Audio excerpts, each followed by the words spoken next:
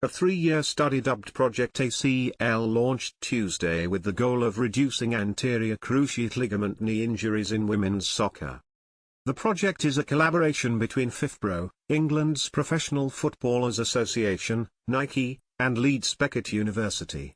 FIFPro is the global union for professional football players representing some 65,000 players. Injuries to the ACL are 2 to 6 times more likely to occur in women than men, and some 2/3 of ACL injuries occur in women's football when there is no physical contact, according to research. And that number has not been reduced despite research and more professionalism in women's soccer. But FIFPro says there is little understanding about how to reduce such injuries in professional women footballers, with most existing research and injury reduction programs focusing on amateur players. This is a response to the players rightly calling for more research, said Alex Colvine, FIFPro's head of strategy and research for women's football and a former player herself. Probably since COVID we've seen a number of high-profile ACL injury in professional women's football.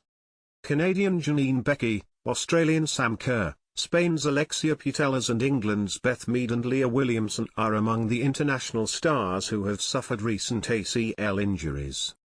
Project ACL will work proactively with the 12 clubs and approximately 300 players in the FA Women's Super League, FAWSL, to better understand their current working environment, identify best practice and provide solutions to support the reduction of ACL injuries.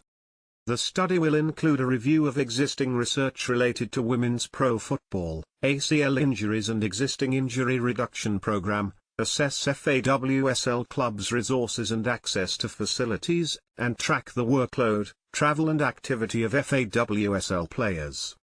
FIFPro and the project partners will make findings of the study available to all football stakeholders including FIFA and regional confederations.